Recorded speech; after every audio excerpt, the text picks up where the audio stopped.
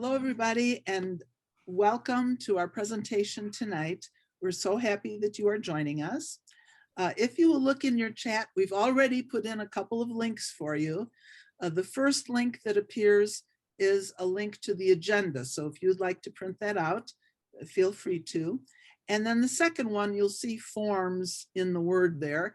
And that is a contact form.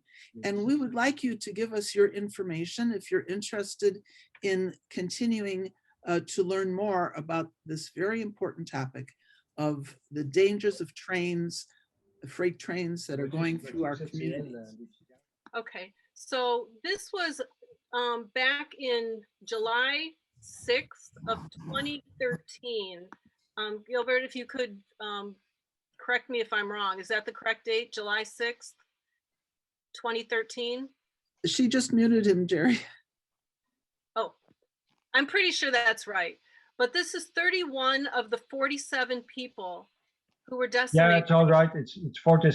There's 47 victims of that tragedy. Yes. And I've been haunted particularly by these two faces right here. Okay. It's just been tragic, a tragic incident. I'm going to show you a little bit of what the people of Lac-Mégantic experienced that night. You could even see it from space as NASA's Sumoi NPP satellite took this image of the glow of the fire. People jumped from the third floor of buildings in the central business district to escape the humongous fire. As the blazing oil flowed over to the ground, it entered the town's storm sewage system and emerged as huge fires towering from over storm sewer drains, manholes, and even chimneys and basements of buildings in the area. Around 150 firefighters were deployed to the scene, describing as looking like a war zone.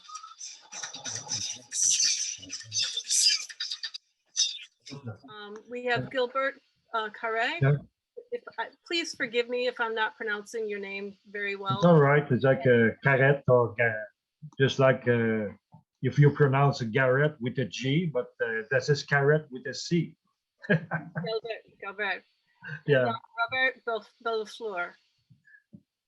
What do you want me to say to talk about? So if you could explain what first explain the, kind of what you had talked to me about before, what, can you tell them a little bit about the incident, how that happened? How did you end up with, most of, the core of the city of Lac-Mégantic completely decimated? Well, briefly, I mean, how the accident happened, okay? Well, Tom Harding, the engineer, locomotive engineer, was operating alone a big convoy of about 72 Rock Road tankers, okay? Rock Road tankers that each one were weighting 130 tons. Those long black tankers, were traveling with crude oil, imagine that each one weight 130 tons of crude oil. He was operating bad engines, like MMA companies used to be, and the engines were smoking, So he drove the convoy from Montreal.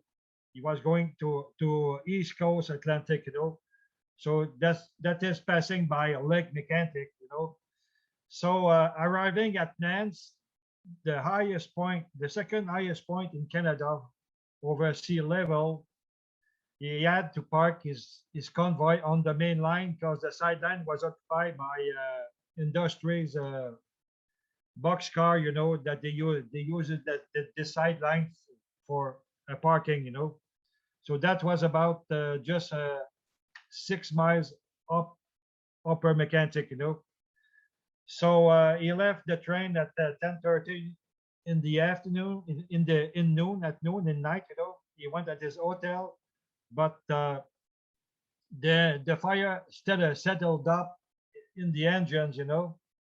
So fire department came, they extinguished the fire, but they stopped the engine. So and they left, but they didn't restart the engine.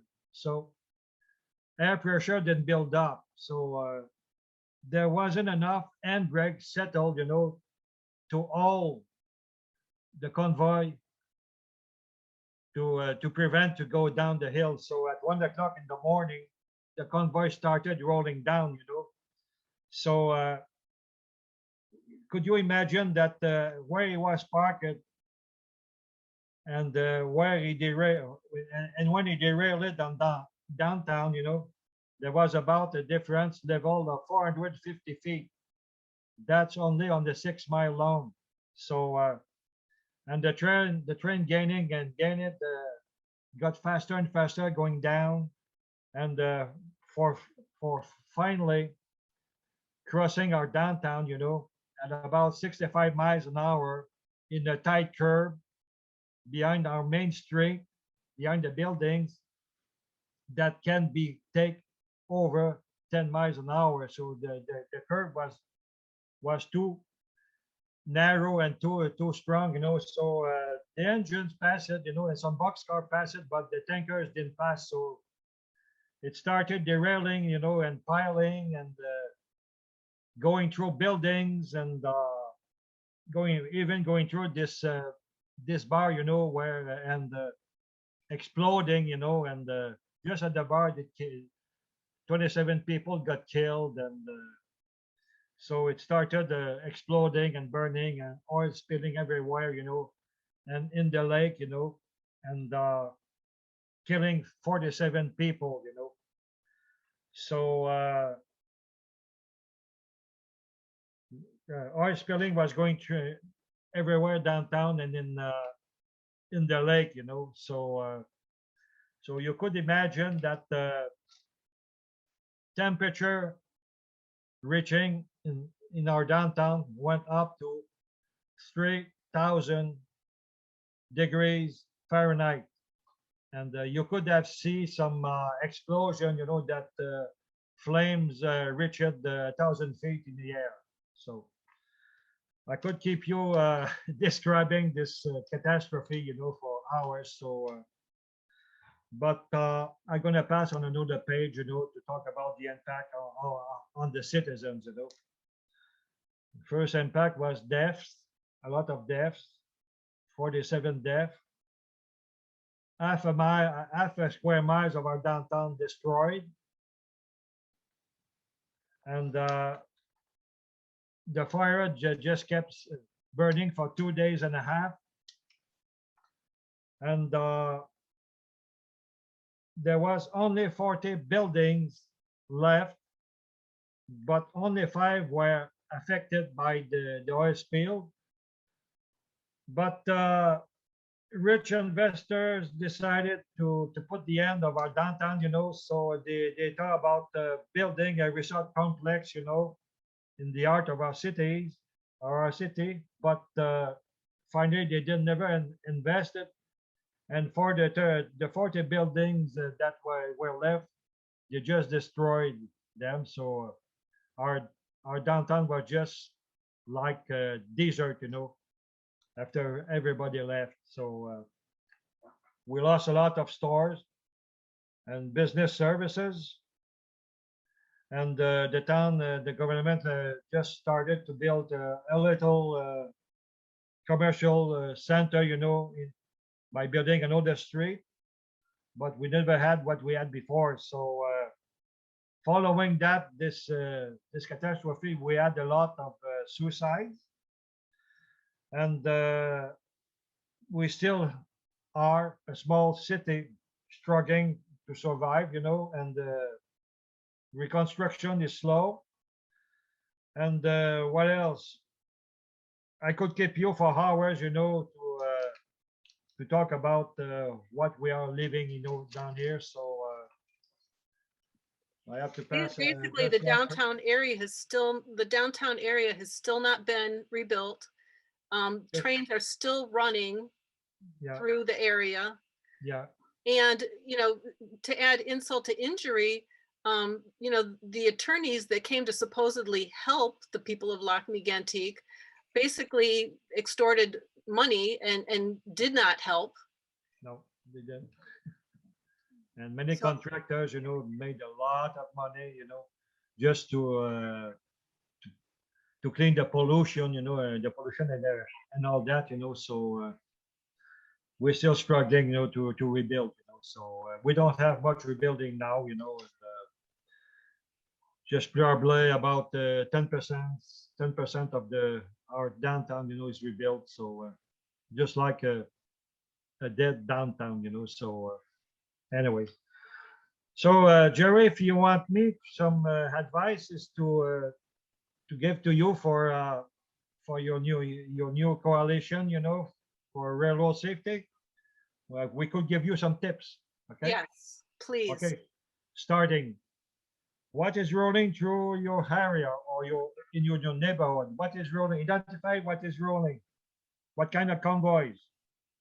Crude oils, convoys, chemicals, petroleum products, and other goods. First, identify that. Then after, how many convoys are passing in a day or during a week, and where they park, okay? And to check that, you could install cameras, like hunting cameras, that will do the job. And it will check the train speed, okay? Then after your group could check for the rail conditions, the bridges. Then after you find some bad condition of the rails or the structure, you should contact your safety departments and your town administration. And after with that, with all the tools you have and all the amount of information you got, just alert the public news network. It's very important. Get to sense to tell the public about the condition, to alert the public. You have to bring the public news network, to sensibilize the population. So mainly, it's a kind of it's a big part, for starting your coalition, and we are open and available to help you and give you some advices. So we're naming our coalition after yours, La Coalition. Okay. I need to learn. You're going okay, to have to help me. I tell you, you want me to tell it in French, and after that I transfer you in English. Okay, translate you. Okay. Yes, I was just going to ask you to La please. coalition La Coalition. of la coalition des citoyens et organismes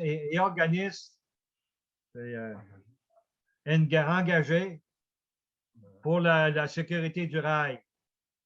Okay, So I'm going to go with I La translate Coalition. you in English. Lac-Mégantic Citizen Coalitions of citizens engaged, for railroad safety. That's right. That's it. That's a long name, but it explains everything of our group. Yes, and even today, every single day Bruce Campbell had told me every single day you are having to continue inspecting your own tracks. Yeah. We have cameras, installed by in the woods, by the railroads, and we count all the convoys passing through during a day, and let me tell you that companies are not very in a hurry, to improve their rail conditions. Bad to say, but that's it. And they were supposed to reroute around Lac-Mégantic, yes? Yeah, but our contour lane, is not started yet. You're supposed to build a contour lane, and it's not. They didn't start yet. It's not started. So this happened in 2013 and we are now in 2021. And They were supposed to start this spring, and we don't see if they're going to start in the next 2 years. We don't see. yeah, so We're just hoping. the rail And industry has not been a good neighbor. No, and you know that petrol convoys, you know, they when they go on the East Coast, you know, on north of Maine or in New Brunswick or in Nova Scotia, you know, the shortest way to go on East Coast is passing by Lac-Mégantic, going through Montreal and going through Lac-Mégantic, and they go on the East Coast. Yeah. So we'll see more and more convoys, you know, rolling through Lac-Mégantic. So While the citizens are still suffering from post-traumatic stress. oh, there's some people are still suffering, you know, and still there's also some suicides, you know, following the catastrophe. People knowing somebody who got suicide because he suicided because he knew somebody who died in the catastrophe, you know, in the accident. So it's a bad chain. It's a bad chain. Well, our hearts are with you. Well, the fact that you're starting a group, you know, coalition, it's really warming our heart, you know, and it's a kind of motivation for us, you know, a great motivation. So you could be assured that we'll keep in contact with you, and just like as Bruce Campbell going to tell you, and I have a few other names, you know, to transfer to you if you want. So we have some other friends in the around Washington and in New Jersey. So it's going to be some good contacts for you. Does So, anybody want to ask any questions? Yeah. Rosemary. Yes, Rosemary. Bonjour, Gilbert. There Hi. must be people who were burned but not killed. So you must have a lot of injured people in addition. Fortunately, let me tell you, fortunately, there were nobody hurt. It was just deaf people following the accident, you know. They all burned at some people that just died really on the impact, you know, and in the flames, but it happened really, really fast. And what about the lake? You said that that the cars went into the lake. So is the lake ruined? We're sitting by the lake. The Lac-Mégantic is by the lake. And let me tell you that you're talking about people dying. So let me tell you that some people, they were at the terrace around the bar, you know, by the door. And when when the accident happened, you know, they saw tankers going through the bar because the rail was just passing about 75 feet or more, not more than 100 feet behind the buildings, you know, on Main Street. And let me tell you that just at the impact, you know, I know some people, you know, that they told me that they just had the time to run in the street, and the flames were just the oil and the flaming oil were just leaking, just running after them. You know, they just have the time to escape. And I knew some people, you know, they just ran through the downtown, you know, and they jumped into the lake. They just escaped it by the lake in the water. That saved their life. And, thank you. I know some of the bodies, you know, they just died in the street or in the buildings, you know, in the buildings falling, you know. And talking about the suicides, you know, there was a young firefighter, you know. He discovered the body of a former girlfriend, you know, half burned in the street, you know. So he didn't take it. So he committed suicide a few weeks after. Yeah, it's a kind of hard story I could keep you talking about. So bad souvenirs. I know it's got to be very difficult to, I mean, how many times have you rehashed this? And it's like, I I can't think imagine. that I think that the best thing to recover, is to get our downtown rebuilt completely and everything rebuilt and stores, restaurant, bars, and hotels and it's a small town, but it's a so lovely downtown we had. So our downtown was with a park touching the lake, excuse me, touching the lake. So anyways, just a gorgeous place, We all live all around Mégantic is the main border, We all belted by mountains. It's such a great place, It's such a always here around Mégantic, the lake is mountains, American mountains, the boundary, and it's nice. It's great. I think it's after the Rockies, it's the best, the nicest place in North America.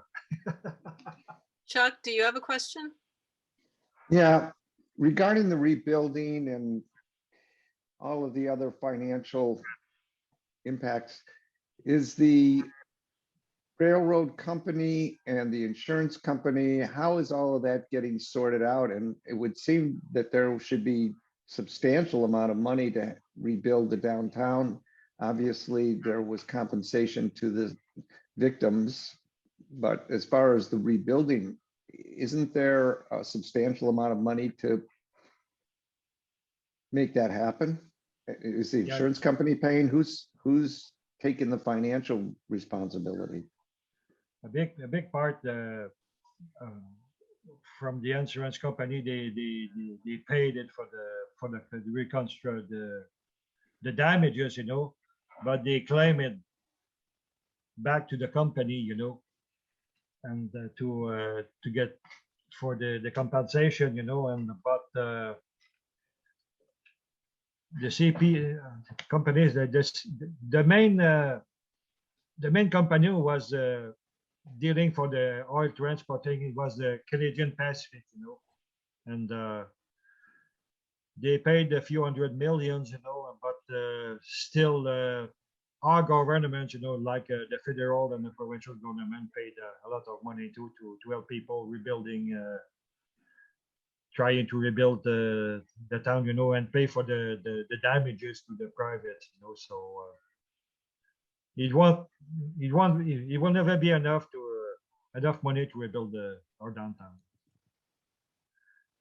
There's another there's another action, against Canadian Pacific, is still waiting, to go in trial. It's about a few, I mean, around $200 million, we are waiting if he's going to be accepted in court, for a trial. So another thing waiting. Yeah, I remember that the insurance amount that they had was not enough to pay for the damages. I see it, there was 200 million that was to be distributed in settlement funds to the victims' families. Yeah, but it doesn't say anything about the to rebuild. Not much. Still, there's some money for, but if you figure out all the amount for the claimant, I think that l'accident, jusqu'à 2 milliards. Yeah, it's close to. It's close to $500 million, the damages, for the accident. Close to $500 million. It's a great thing. A lot of damages. Gloria? And are they still running engineer only crews? Do you know?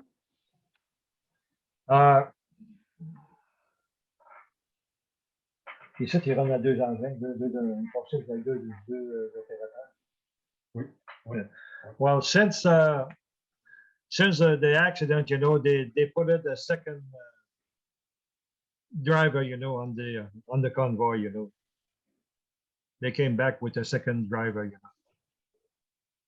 but oil is raw crude oil are coming back too. So since last year, they 2 years ago, they began to convoy crude oil, for the Irving company down in New Brunswick and north of Maine.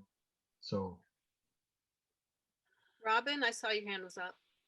Yes, I was just wondering, so you're still tracking and counting the convoys, and you've said that there's even more trains than before coming through.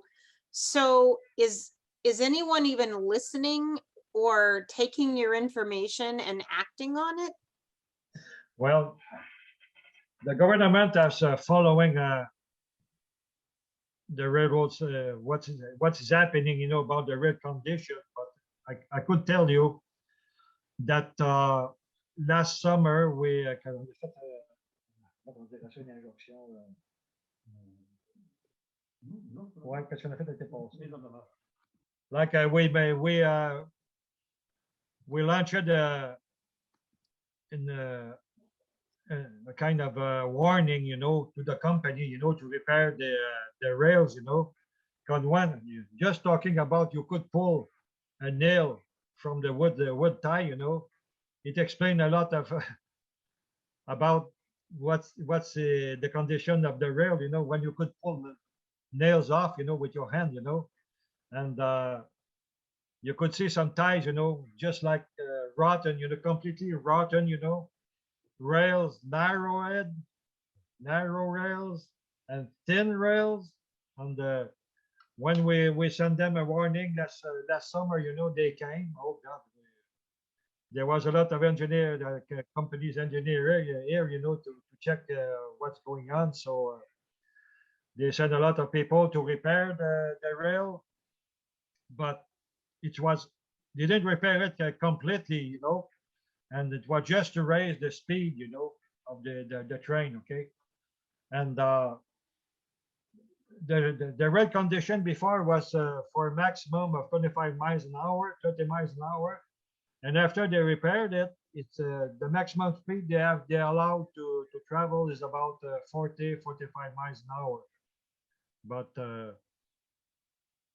they say that that's enough speed, to make the transportation of the petrol, crude oil, with profits. So they just do the minimum, That's what I'm warning you, Jerry, is that companies are just doing the minimum, and sometimes instead of repairing, they just slow the speed of the convoy.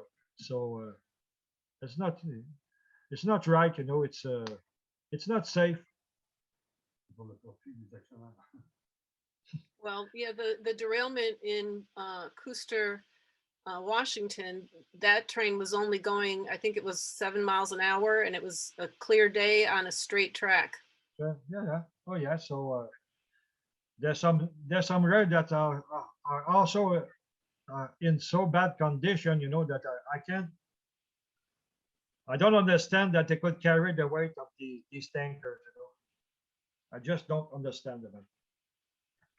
And our problem in Canada, it's the rail safety regulation. It's done by the companies themselves. It's self-regulation inspection. So what kind of lies they put in their reports, So that's one of our fight, to get rid of that kind of regulation. We want our governments to take back the control of rail safety. That's what we want. And we want an investigation, of what brought the catastrophe in Lac-Mégantic. We want a public investigation. Well, Just God like bless you guys. Yeah. God bless you. Well, anyways, we appreciate that some groups are doing the same fight and they have the same action as we do. So we keep in touch. Be sure about that. Well, thank you so, so much for joining us tonight. Don't forget that we're close to you, Jerry, and all your group, all you people, we're close to you. So our door is also open. So remember that, Jerry, and all you people. Remember that. We're there, and we'll keep in touch. Our hearts are with you. So, Thank bye-bye. Bye-bye. Bye-bye. See you later. Okay. So that is why it's so important. What we're trying to do is so important. Take a look at our Chuck's got his hand up. Can I ask a question? What Yeah. occurs to me, talking about being frightened, is not simply now the train that goes through a community, but I'm thinking about the south side of Chicago where all those rail lines come together. I mean, there's 30 lines right next to each other. You know, when you see those big rail yards, I would imagine that there are several of these bomb trains in the same, at some point, some of them there together. I mean, I don't know that we even know that. And that the risk of one of them starting on fire and spreading to the other ones seems like it would be exponentially worse than just this one single one. And God knows what other kinds of material items could be in some of the trains that maybe even aren't flammable, but are toxic. well, right, yeah, and it's just not the crude oil. Mark Burrows makes the point that even if we kept all the crude oil in the ground, we'd still be dealing with, you know, anhydrous ammonia, chlorine,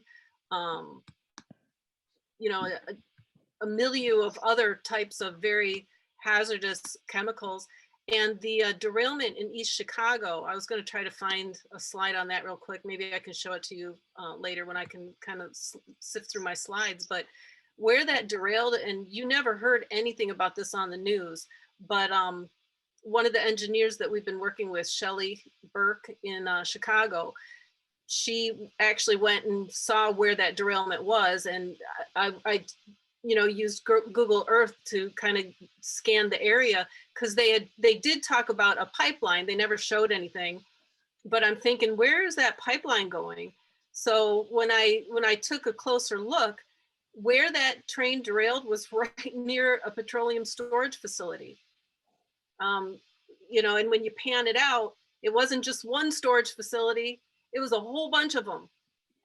I mean, the potential of that derailment would have made Lac-Mégantic look like peanuts. So, you know, we need to take a look at areas like that. And, you know, Rosemary had made a really good point, you know, about emergency preparedness. Emergency preparedness is something we need to do in terms of, you know, what can we do to raise awareness? What can we do to protect ourselves? But it is not even a Band-Aid. This will never be safe. The Washington derailment pretty much, it just seals the deal.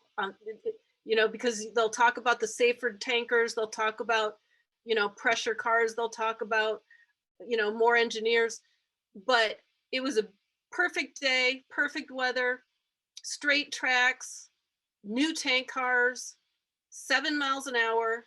It derailed, it caught fire, and it exploded. And, you know, we've got kids in schools right next to this. We've got parents who don't know that their children could be at risk. And waiting until after a catastrophe is not the time for them to learn. That's immoral, I think. Quickly, I found the slides I wanted to show you. I'll just, because, you know, you can talk about it, but until you really see it, it just doesn't hit home. So this is the East Chicago derailment. This is where the train derailed. Here's a charter school, and here you can start to see the storage facility. And right here is the train yard, or the rail yard, or whatever you call it. So now if I scan out a little bit, this is right, this is the area you were just looking at. Look at that field right there. If that were to go, look at the domino, look at the potential domino effect. Look at all of this. This is catastrophic. And that was not on the news.